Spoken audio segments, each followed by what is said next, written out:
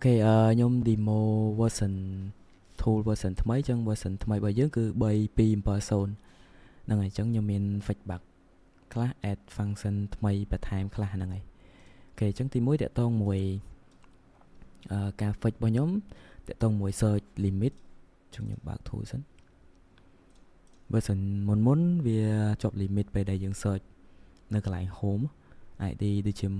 ចាប់ពី1000ទៅវាអត់ដើរឥឡូវខ្ញុំបាន fix ហើយ share group នៅក្នុង interact post function interact post ក៏បាន fix ហើយ account override ពេលបើកនៅ line interact វាអត់ skip ក៏បាន fix ហើយ check in កន្លែងនេះបានន័យថាពេលដែលបើកមកaccount នឹងវាជាប់ជា friend វានឹងដូរ change ទៅ public ឲ្យហ្នឹងហើយតកតងមួយទៀតdelete page ក៏បាន fix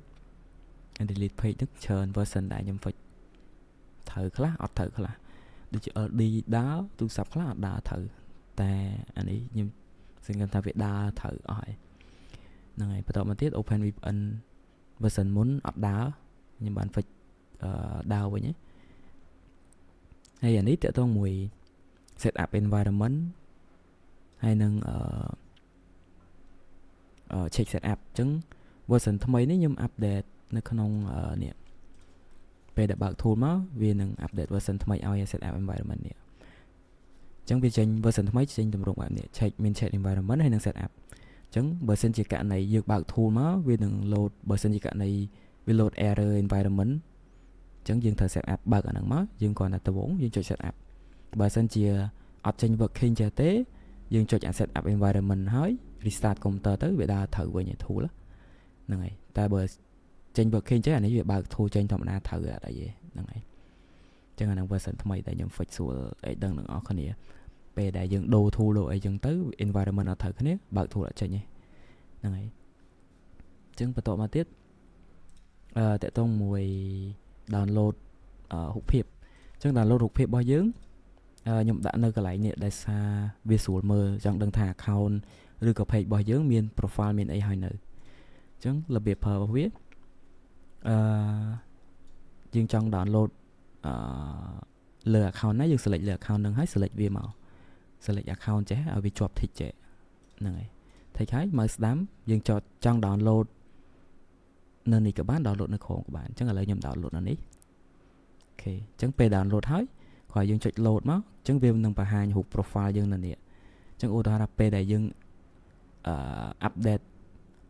ដូរ profile រូបថ្មីយើងចុច download សារថ្មីហ្នឹងវានឹងទៅ download រូបភាពសារថ្មីម្ដងទៀតទេបានន័យថាវានឹង update download អារូបចុងក្រោយគេ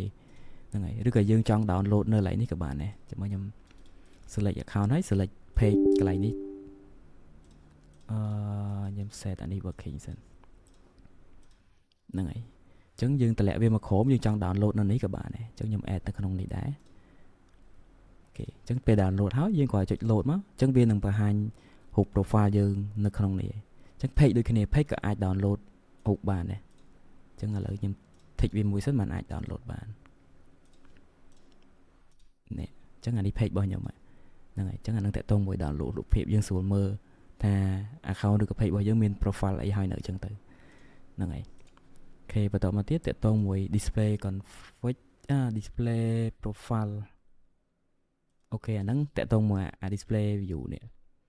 ហើយកន្លែងនេះ delay open VPN អញ្ចឹង delay កន្លែងនេះមានអ្នក request ពេល open VPN វាជាងការតាម device ទូរស័ព្ទខ្លះវាបើកមកយូរចេញអីចឹងទៅអាហ្នឹងយើងចង់ delay ខ្លួនឯងបន្ថែមក៏បានដែរអញ្ចឹងនៅកន្លែង home ចុចលើ setting នេះមកអញ្ចឹងប៊ូតុង setting នេះក៏យើង add ថ្មីដែរហ្នឹងហើយអញ្ចឹងខ្ញុំដាក់នៅកន្លែងនេះ delay after connect open VPN អញ្ចឹងយើងចង់ delay ប៉ុន្មានដាក់ចំនួនវាតាមហ្នឹងទៅអូខេតមកទៀតអានេះប៊ូតុង home មិញហ្នឹងហើយកន្លែងនេះ display IP location អញ្ចឹងបើកន្លែងនេះបើយើងចង់ឲ្យវា show IP ហើយនឹង location យើងដក tick វាចោលបានន័យថាពេលដក tick វានឹង show IP location អញ្ចឹងពេលដែលយើង run នៅ line home select account select អីទៅពេលដែល run ជាមួយខ្ញុំ start មួយតេស្តឲ្យមើលខ្ញុំឡងអានឹងទៅសិនចាំបញ្យល់ចុងក្រោយអានេះតកតងមួយ add mail មួយ new UI មួយទៀតតកតងមួយកន្លែង display config កន្លែង home នេះក៏យើង add ថ្មីដែរអញ្ចឹងកន្លែងនេះយើងចង់បិទវាចោលកុំឲ្យវាឃើញពេញ UI ធំចេះយើងអាចបិទបានន័យថាយើងចង់ដកចោលទាំងអស់ក៏បានដែរអញ្ចឹងយើងសល់តែ ID setter ហើយនិង description អញ្ចឹងទៅហ្នឹងយើងស្រួលមើលអ្នកខ្លះដូចខ្ញុំអញ្ចឹងខ្ញុំអត់ចូលចិត្តបង្ហាញអីច្រើនចង់មើលតែប៉ុណ្្នឹងស្រួលអញ្ចឹងកន្លែងshow IP ហ្នឹងពេលដែល run ទៅវាចេញចេះ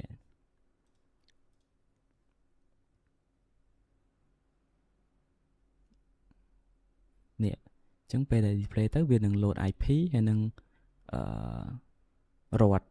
ហើយនៅប្រទេសណា US យកអីចឹងទៅវានឹងបង្ហាញរបៀបអញ្ចឹងហ្នឹងហើយអញ្ចឹងអាហ្នឹងពេលយើងបើកទៅវានឹង show បែបហ្នឹង